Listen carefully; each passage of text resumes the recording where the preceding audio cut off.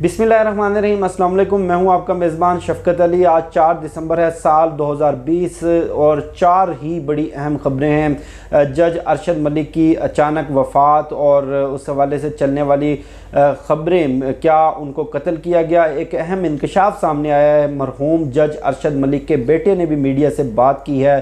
उनको क्या हुआ था, किस तरह उनकी अचानक वफ़ात हुई और उनकी वफ़ात में जो अचानक उनकी डेथ में जो साजिशें चल रही हैं उनमें कितनी हकीकत है, इस पर बात करेंगे। और उसके साथ साथ नून लीग का इनकलाब पहले फेज़ में फ्लॉप, अपोजिशन और मुस्लिम लीग नॉन इस्टेब्लिशमेंट के पांव पड़ने को तैयार। जाती उम्रा में एक हंगामी अजलास तलब किया गया और उसके साथ साथ साबिक वज़ीर आज़म मफरूर मुजरिम नवाज शरीफ ने लंदन में अपने कानूनी मशीरों के साथ अहम मुलाकात की है। ये मुलाकात किस मकसद के लिए हुई, इस पर बात करेंगे। सबसे पहले बात कर लेते हैं नून लीग का इनकलाब पहले फेज़ में फ्लॉप। देखें, 2 महीने की मेहनत से एक इन्होंने पूरा माहौल बनाया, पूरा एक मोमेंटम बनाया और ये पूरा मोमेंटम एक इंटरव्यू ने बिल्कुल तबाह बर्बाद करके रख दिया, जिस पर मरीम नवाज़ ने इसहाक डार और उनके बेटों से एहतजाज भी किया। और उसके बाद इनका जो एक बयानिया था हुकूमत के ख़िलाफ़ कि इमरान खान फ्लॉप हो गए हैं, 2018 के इलेक्शन में हमारे साथ धांधली हुई, ये पूरा बयानिया इनका दबड़दूस हो गया। अब चूँकि जो गुज़श्ता मुल्तान का जलसा था वो इस तरह से कामयाब ना हो सका और इस तरह से ये लोग आवाम की गैदरिंग ना कर सके, अब इनकी तमाम तर तवज्जो लाहौर जलसे पर मरकूज़ थी।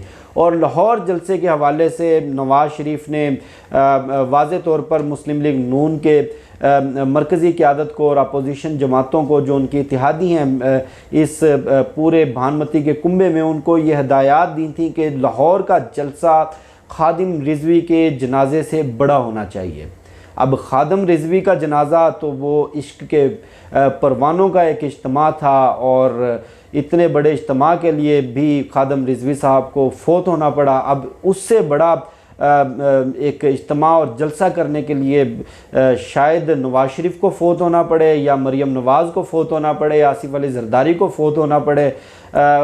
उसके अलावा तो कोई चारा नहीं है कि वो लाहौर में कोई इतना बड़ा इज्तिमा कर सकें। खैर, ये जो इनका जो मकसद था, असल मकसद अपनी चोरी बचाना, अपने ख़िलाफ़ मुकदमात ख़त्म करवाना, अपने लिए रिलीफ हासिल करना और कुछ इक़्तिदार में हिस्सा वसूल करना, ये तो इसमें से तो कोई 1% भी इनका मकसद पूरा ना हो सका।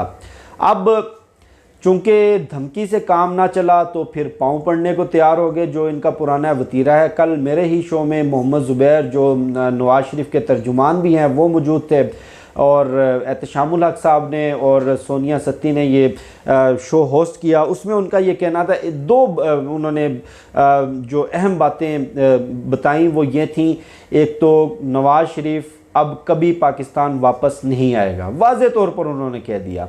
क्यों नहीं आएगा? तो पाकिस्तान में जब तक अदल का निज़ाम नहीं आ जाता, इंसाफ का निज़ाम नहीं आ जाता, नवाज शरीफ वापस नहीं आएगा। अब पता नहीं कौन से अदल के निज़ाम और इंसाफ के निज़ाम की बात कर रहे हैं। शायद वो अदल का निज़ाम चाहते हैं, शायद वो चाहते हैं हदैबिया पेपर मिल खोल दिया जाए, शायद वो चाहते हैं जो इन्होंने कौमी ख़जाना लूटा है उसका हिसाब लिया जाए, या शायद वो चाहते हैं इनके पूरे टब्बर को लंदन भेज दिया जाए। पता नहीं कौन सा वो अदल का निज़ाम है। दूसरी जो बात उन्होंने की वो ये थी कि हम हुकूमत से और इस्टेब्लिशमेंट से बातचीत करने को तैयार हैं, तमाम मामलात पर, सियासी और कानूनी मामलात पर हम बात करेंगे।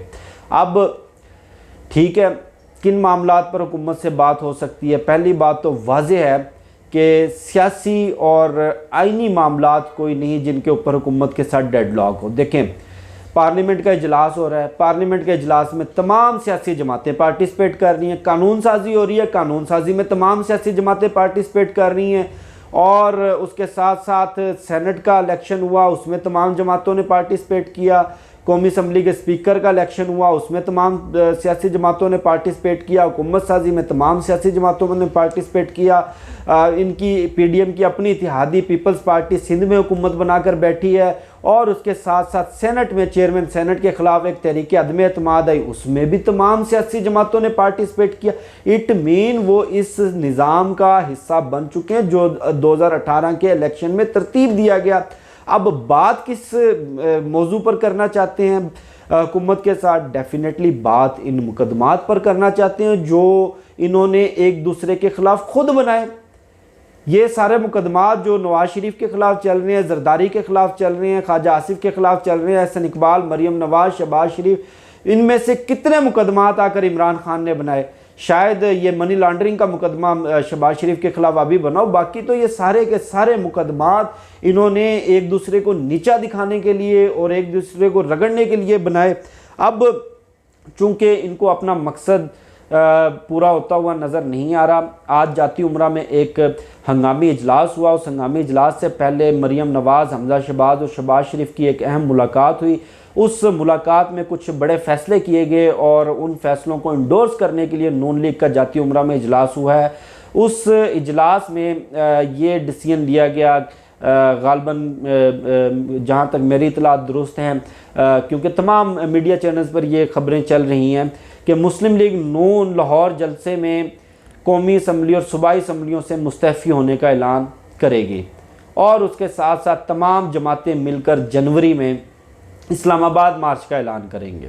ठीक है भाई, एक इस्लामाबाद मार्च, आज़ादी मार्च फजलुर रहमान भी लेकर आए थे, बड़े बड़े धरने किए, 3 इस्तीफ़ों पर बात चली थी, 3 इस्तीफ़े लेकर जाऊंगा और यहाँ तक कहा कि अगर इस्तीफ़े लेकर ना गए तो हमारे निकाह टूट जाएंगे, हमारी बीवियाँ हमें घर में दाखिल नहीं होने देंगी और शायद लॉलीपॉप लेकर ही गए। अब देख लेते हैं कि ये क्या लेकर जाते हैं। अब आ जाते हैं जज अरशद मलिक, उनकी अचानक वफ़ात हुई और उसके बाद ख़ास तौर पर मुस्लिम लीग नून के जो चमचे कड़छे हैं वो कुछ साजिशी थ्योरियाँ फैला रहे हैं कि जनाब उनको कत्ल किया गया, उससे पहले जस्टिस वकार सेठ की भी कोरोना से हलाकत हुई, क्या कोरोना मखसूस जजेस को ही निशाना बना रहा है? जनाबे वाला, पहली बात तो ये कि कोरोना वायरस किसी की आइडियालॉजी, किसी की एफिलिएशन या किसी की सोच या किसी का ओहदा देखकर उसको निशाना नहीं बनाता, बल्कि वो किसी भी इंसान में किसी किस्म की कोई तफरीक नहीं रखता। अब तक दुनिया में 9.5 लाख से ज़ायद लोग कोरोना वायरस की वजह से हलाक हो चुके हैं और पाकिस्तान में हलाकतों की तादाद 8,500 है। अब आ जाते हैं जज अरशद मलिक। जज अरशद मलिक के बेटे ने वाज़े कर दिया है कि उनके वालिद की वफ़ात कोरोना वायरस की वजह से नहीं हुई, उनको हार्ट अटैक हुआ था और 1 हफ़्ते से वो इस्लामाबाद के अल-शिफा हॉस्पिटल में एडमिट थे।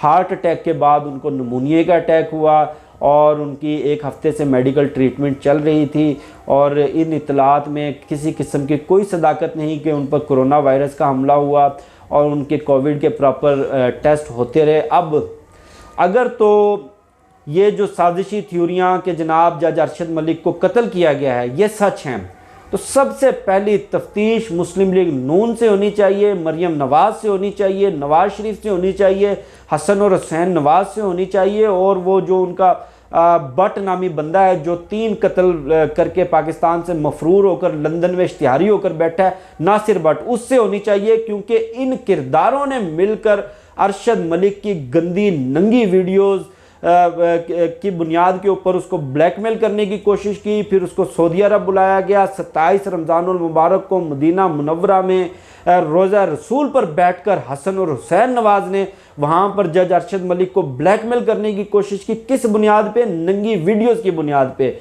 और मरियम नवाज़ जो बच्चों की नानी होकर लोगों की नंगी वीडियोज़ की बुनियाद पर उनको ब्लैकमेल करने की कोशिशों में मुलव्विस थी और उसके बाद इन्होंने इतना बड़ा ड्रामा और खेल रचाया। इनसे तफ्तीश होनी चाहिए और जब इनसे तफ्तीश होगी तो ये सारा मामला दूध का दूध पानी का पानी आपके सामने आ जाएगा। मुझे शफकत अली को दीजिए इजाज़त, इंशाल्लाह फिर नेक्स्ट वीडियो में मुलाकात होगी। पाकिस्तान जिंदाबाद।